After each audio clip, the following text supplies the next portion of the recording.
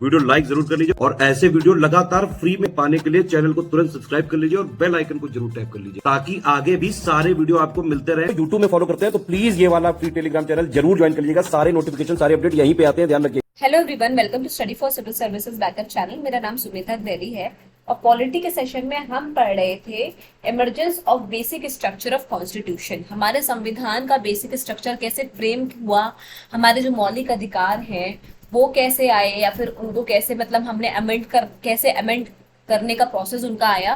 तो हमने कुछ पॉइंट्स डिस्कस किए थे। लास्ट पॉइंट क्या था कि but in the Golaknath case 1967 का जो गोलकनाथ केस है, ठीक है, केस था, उसमें सुप्रीम कोर्ट ने क्या किया, अपना जो अर्लियर डिसीजन था उसको रिवर्स किया। ठीक है, क्या किया, जो 9th शेड्यूल में चीजें थी उसको क्या किया, चैलेंज किया। अब नेक्स्ट पॉइंट पे आते हैं। The supreme court ruled that the fundamental rights are given a transcendental and immutable position and hence the parliament cannot abridge or take away any of these rights। Supreme Court ने क्या बोला कि जो हमारे मौलिक अधिकार है वो क्या है, ट्रांसेंडेंटल है, मतलब जो ह्यूमन एक्सपीरियंस है, मानव की जो ज्ञान है, उनका जो अनुभव है उससे परे है, इस मानव के समझने से परे है, उनके ज्ञान से परे है। और क्या इम्यूटेबल है, ठीक है, क्या है, इम्यूटेबल है।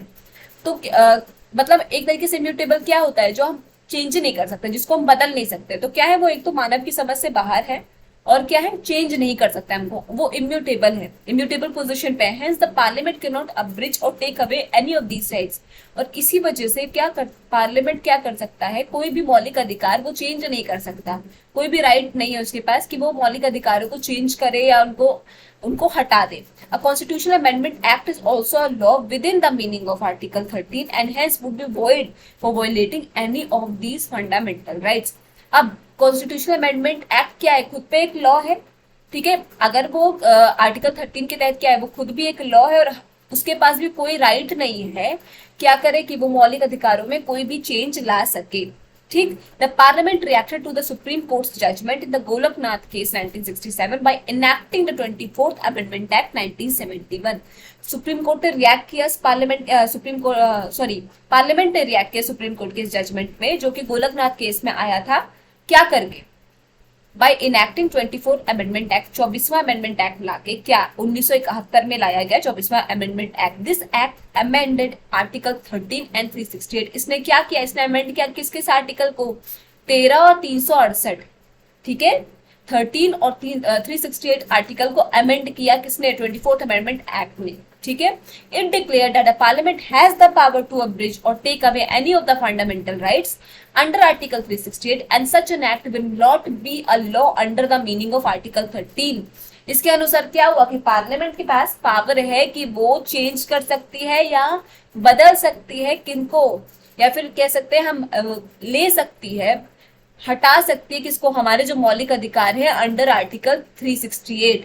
और ऐसा कोई भी लॉ जो ये काम करता है वो आर्टिकल 13 के अंदर नहीं आएगा। ठीक है, वो ऐसा एक्ट वो क्या नहीं कंसीडर किया जाएगा, लॉ नहीं कंसीडर किया जाएगा अंडर आर्टिकल 13। ठीक, however in the Kesavananda Bharati case in 1973 the Supreme Court overruled its judgment in Golaknath case 1967।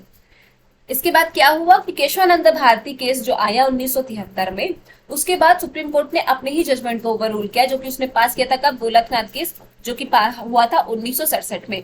It upheld the validity of 24th amendment act and stated that the parliament is empowered to abridge or take away any of the fundamental rights. उसने क्या किया कि 24वां amendment act के तहत parliament के पास है power, वो पूरी एम्पावर्ड है कि वो चेंज कर सकती है या फिर हटा सकती है मौलिक अधिकारों को। At the same time it laid down a new doctrine of the basic structure of the constitution.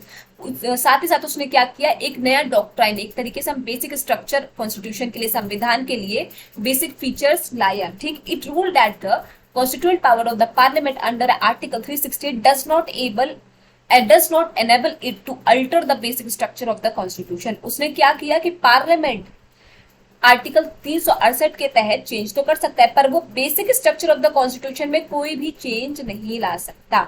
ठीक है, बेसिक स्ट्रक्चर जो हमारे संविधान का है वो वही रहेगा। This means that the parliament can not abridge or take away the fundamental rights that form the basic structure of the constitution. मतलब क्या है ये मौलिक अधिकारों में चेंज ला सकता है पर वो बेसिक स्ट्रक्चर में तो ला नहीं सकता। तो ओवरऑल कंक्लूजन क्या निकला कि हमारे पार्लियामेंट के पास ये पावर तो है कि वो मौलिक अधिकारों को चेंज कर सकता है, बदल सकता है, हटा सकता है, पर ऐसे कोई भी मौलिक अधिकार जो कि हमारे संविधान का बेसिक स्ट्रक्चर फॉर्म करते हैं उनको वो चेंज नहीं कर सकता, ना ही वो बदल सकता है, ना ही वो हटा सकता है। ठीक है, आई होप ये पॉइंट अच्छे से क्लियर हो गया होगा। कोई भी डाउट हो तो प्लीज कमेंट सेक्शन में कमेंट करके जरूर बताइएगा। और अभी तक अगर आपने चैनल को लाइक शेयर सब्सक्राइब नहीं किया है तो प्लीज कीजिए बेल बटन को प्रेस करना ना भूलिए। Thank you so much for watching.